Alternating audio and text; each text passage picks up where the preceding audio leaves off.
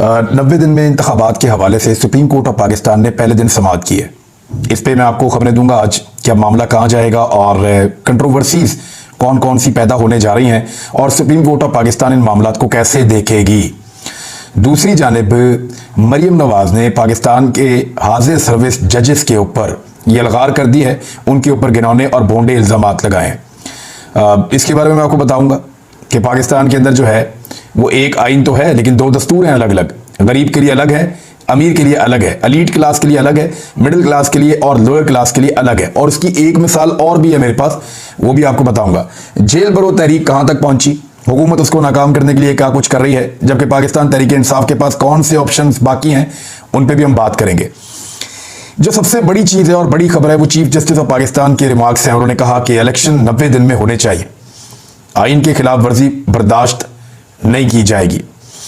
Chief justice Umar Ata Bandial ने पंजाब और खैबर पख्तूनख्वा में इंतखाबात में ताखीर पर हुकूमत समेत तमाम सियासी जमातों को नोटिस जारी किया था और ये आज की समाअत में किया और कहा कि आइन के मुताबिक इलेक्शन असम्बलियां तहलील होने के 90 दिन में किए जाते हैं और सुप्रीम कोर्ट आइन की खिलाफ वर्जी बर्दाश्त नहीं करेगी। सुप्रीम कोर्ट के चीफ जस्टिस उमर अता बंदयाल की सरबराही में पंजाब और खैबर पख्तूनख्वा में इंतखाबात पर अज खुद नोटिस केस की समाअत 9 रुकनी लार्जर बेंच ने की है। इस बेंच के अंदर जो जज शामिल हैं मैंने आपको कल भी बताया था, जरा सुन लीजिए क्योंकि जजेस के जो नाम हैं ये आपको आने वाले दिनों में खबरों में बहुत ज्यादा मिलेंगे। बेंच में chief justice Umar Ata Bandial Sahab, justice Ijazul Ahsan, justice Munib Akhtar, justice Mazahar Ali Naqvi, justice Mohammad Ali Mazhar, justice Yahya Khan Afridi, justice Mansoor Ali Shah, justice Athar Minallah और जस्टिस जमाल खान मंदोखेल इसके अंदर शामिल हैं। और इसमें जो अली जफर साहब हैं वो नुमाइंदगी कर रहे थे पाकिस्तान तहरीक इंसाफ वालों की और सदर पाकिस्तान के हवाले से वो कुछ चीज़ें लाना चाहते थे। कुछ डिस्कशंस आज हुई हैं लेकिन कुछ सवालात भी पैदा हो गए हैं। एक तो जस्टिस मंदोखेल साहब ने ये कहा कि अज खुद नोटिस के ऊपर उन्होंने बार बार इशारा किया और नुक्ता उठाया कि क्या अज खुद नोटिस हो सकता है, तो चीफ जस्टिस ऑफ पाकिस्तान ने उसका रिप्लाई भी किया।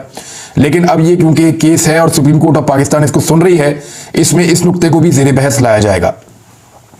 दूसरा जो इंपॉर्टेंट नुक्ता है वो एक और जो उठा दिया अतर मिनुल्ला साहब ने कि क्या ये जो असेंबली की तहलील हुई है, असेंबलियां तहलील हुई हैं, इनके हवाले से उन्होंने एक नुक्ता उठाया अतर मिनुल्ला साहब ने। वो मैं एज इट इज आपको पढ़ के बता दूं कि अदालती मामला है तो उसको उसी तरह जाना चाहिए।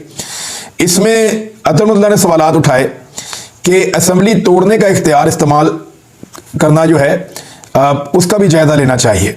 क्या वज़ीर आला सियासी रहनुमा की हदायत पर असेंबली तोड़ सकते हैं? अवाम ने नुमाइंदों को 5 साल का मैंडेट दिया था, देखना होगा कि वज़ीर आला ने असेंबली तोड़ने का इख्तियार का इस्तेमाल दुरुस्त किया या नहीं। अब ये वाला मामला जो है इसको भी दोबारा से देखा जाए। ये दो चीज़ें होगी, एक अज खुद नोटिस का मामला, दूसरा मामला ये है कि जो असेंबली तोड़ी है वज़ीर आला ने या वज़राए आला ने अपने लीडर के अहकामात के ऊपर, वो दुरुस्त है या गलत है। अब देखिए 1.5 महीना गुजर गया असेंबली को टूटे हुए लगभग, और 12 तारीख को पंजाब असेंबली टूटी थी। आज 1 महीना और लगभग 13-14 दिन गुजर गए हैं। 1.5 महीने के बाद तो ये मुमकिन नहीं है कि दोबारा से असेंबलियां बहाल कर दी जाएं। क्या वापस बहाल कर दी जाएंगी, ये सवाल भी उठाया जा रहा है। देखिए इस वक्त पीडीएम की हुकूमत को और एस्टेब्लिशमेंट को सबसे ज्यादा ये सूट करता है कि ये दोनों असेंबलियां बहाल हो जाएं और ये दोनों असेंबलियां बहाल होने के बाद बाउंड कर दिया जाए कि असेंबलियां अपनी मुद्दत पूरी करेंगी। हालांकि आईने पाकिस्तान के अंदर जो असेंबलियों की तहलील का इख्तियार मौजूद है वज़ीर आला के पास और वज़ीर आज़म के पास, वो कैसे उनसे छीना जा सकता है। हालांकि ये 1973 के आइन के अंदर बाकायदा दर्ज है और 1973 के आइन का हिस्सा है।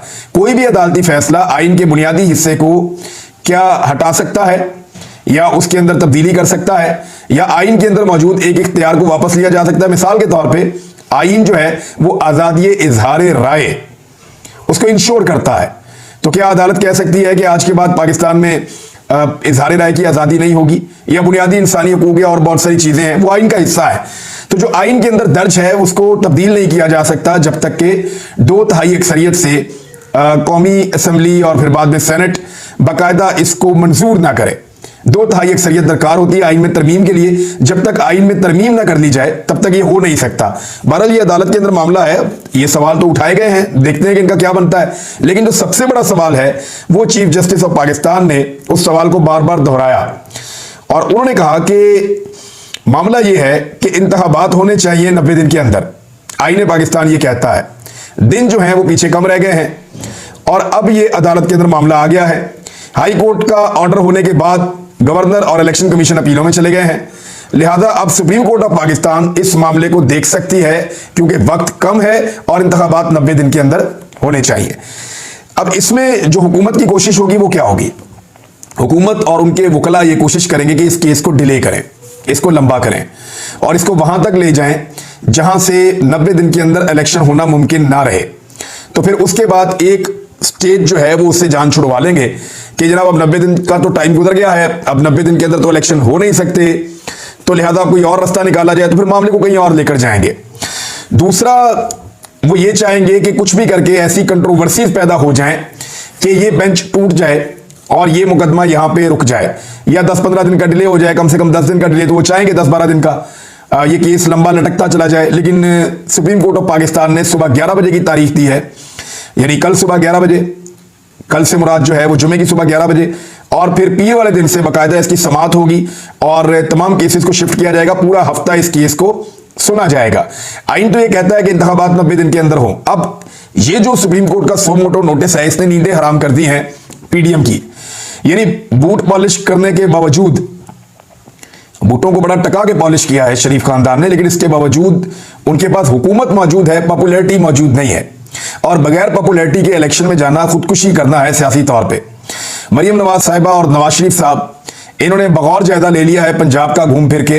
ये जिस जिले में भी जाते हैं वहां पे मार्की के अंदर, अभी जो सरगोदा के अंदर प्रोग्राम किया मरियम ने आज, वो मार्की के अंदर किया, एक जो शादी हॉल टाइप होती है मार्की, उसके अंदर किया। इसी तरह जहां जहां वो जा रही हैं, शादी हॉल्स के अंदर, मार्कीज के अंदर, इंडोर्स के अंदर वो अपने प्रोग्राम कर रही हैं मरियम नवाज साहिबा। उसका रीजन ये है कि ओपन जलसे अब वो कर नहीं सकते, उनकी वो मकबूलियत नहीं है और एंटी एस्टेब्लिशमेंट एक बयानिया उनको घड़ना है।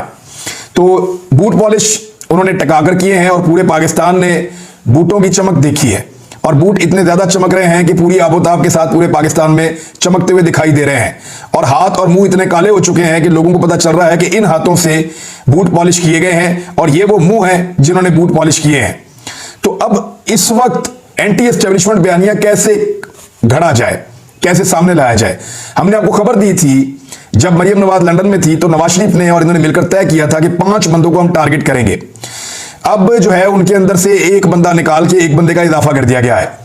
जनरल रिटायर कमर जावेद बाजवा जो है, उनका नाम उसके अंदर शामिल नहीं है, और 2 हाजिर सर्विस जजेस के ऊपर मरियम नवाज साहिबा ने वो जहर उगला है और इस लेवल की गंदी तनकीद की है कि मैं यहां पे आपको ना सुनवा सकता हूं ना आपको मैं वो बताना चाहता हूं। 2 जजेस, जस्टिस एजाजुल एहसन साहब और जनाब जस्टिस मज़ाहिर अली नकवी साहब, इन दोनों के ऊपर मरियम नवाज साहिबा ने कीचड़ उछाला है। और अभी तक जब मैं ये वीलॉग रिकॉर्ड कर रहा हूं, पाकिस्तान की किसी हाई कोर्ट ने, पाकिस्तान की सुप्रीम कोर्ट ने किसी जगह पे किसी किस्म का तौहीन अदालत का या जजेस की तौहीन का नोटिस नहीं लिया है। मैं आपको याद दिला दूं, आज से कुछ अर्सा पहले साबिक वजीर आजम इमरान खान साहब ने एक खातून जज जो मातहत अदलिया की जज थी, जस्टिस जेबा साहिबा, उनके बारे में ये उनका नाम लेकर रिमार्क्स दिए थे कि अकाउंटेबल करना है, जिस तरह की उन्होंने बात की थी, तो उसके ऊपर दहशतगर्दी और तौहीन अदालत और इस किस्म के बहुत सारे केसेस जो है वो बना दिए गए थे इमरान खान साहब पे। और उस वक्त पूरा मुल्क जो है वो बड़ा हसास हो गया था, और मुल्क के अंदर जो है वो जजेस के रिमार्क्स भी बड़े सख्त थे इस मामले के अंदर, और सब जो है वो बहुत गुस्से में थे। ऐसा लगता था कि इमरान खान साहब ने कोई गुनाह कबीरा कर दिया है ये वाली बात करने के बाद, लेकिन उसकी इंटेंसिटी बहुत कम थी जो आज मरियम नवाज ने किया है। मरियम नवाज ये कर क्यों रही हैं, जरा इसको आप समझिए। नवाज शरीफ को ये नजर आ गया है कि इलेक्शन तो अब वो जीत नहीं सकते, तो वो चाह रहे हैं कि इतना गन डाला जाए, इतनी लड़ाई की जाए कि सारे के सारे प्रोसेस को मुतनाज़े कर दिया जाए और उस तनाज़े के अंदर से अपनी पॉपुलैरिटी निकालने की कोशिश की जाए। अब पाकिस्तानी जो है वो इस बात का इंतजार कर रहे हैं कि जिस तरह इमरान खान के खिलाफ बाकायदा एक नोटिस लिया गया था और मामले को उठाकर कहां से कहां पहुंचा दिया गया था, क्या मरियम नवाज के खिलाफ ऐसा किया जाएगा? तो मेरा जाती तौर पे जवाब है कि उस तरह नहीं किया जाएगा। अगर कोई नोटिस हुआ या कोई चीज हुई भी तो वो बहुत मामूली होगी। इमरान खान को तो यहां तक मजबूर किया गया कि वो जज साहिबा की अदालत में गए और जाकर उन्होंने पर्सनली वहां पर खड़े होकर माफी मांगी, लेकिन उसके बावजूद उनकी जान नहीं छूटी। अब मरियम नवाज साहिबा ने ये इसलिए किया कि एक तो अदलिया को मुतनाज़े बना दिया जाए, दूसरा, जजेस को टारगेट किया जाए। तीसरा, जो फैसला आने वाला है उसको मुतनाज़े बनाकर यह कहा जाए कि यह आईनी तौर पे फैसला नहीं है, बल्कि यह हमें दीवार के साथ लगाया जा रहा है। और एंटी एस्टेब्लिशमेंट एक बयानिया घड़ा जाए कि आज भी हमारे खिलाफ कोई साजिशें हो रही हैं।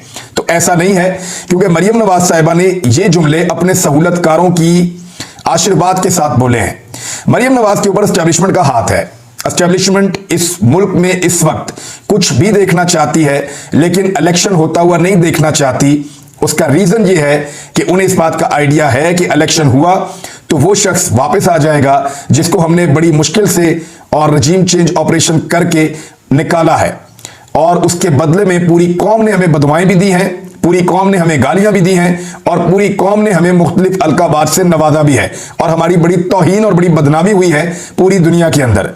अब एस्टेब्लिशमेंट कैसे बर्दाश्त कर सकती है कि वो शख्स जिसको निकालने के बाद इतने बुरे हालात के अंदर वो अपनी जिंदगी गुजार रहे हैं, वो उसको इतने आराम से वापस आने दें।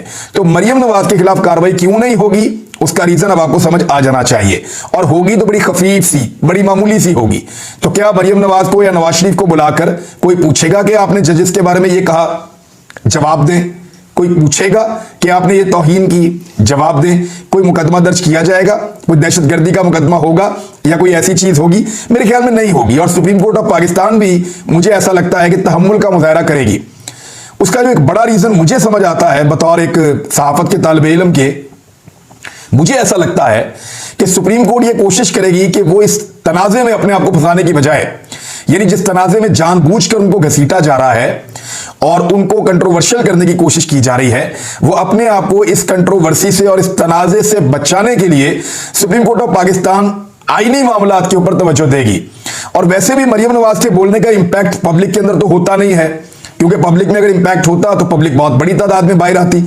मेरे ख्याल में मरियम नवाज पाकिस्तान में जिसके भी खिलाफ बोलेंगी, पाकिस्तानी उनके साथ खड़े हो जाएंगे। पाकिस्तान के मीडिया के अंदर कुछ मुर्दार, जिन्हें महंगाई नजर नहीं आ रही थी, जिन्हें बेरोजगारी और गुर्बत नजर नहीं आ रही थी, वो मुर्दार, बल्कि मुर्दार खोर आप उनको कह लें, वो लोग जो बिल्कुल बेहिस हो चुके थे, आज अचानक उनकी 6 की 6 हिस्सें जागी हैं और उन्होंने दोबारा से कीबोर्ड्स पकड़ के अपने अपने ट्विटर के ऊपर अदालतों को लताड़ना शुरू कर दिया है। मैं आपको एक बात याद दिला दूं कि यही जस्टिस एजाजुल एहसन साहब और यही चीफ जस्टिस साहब और बाकी कुछ और जजेस शामिल थे।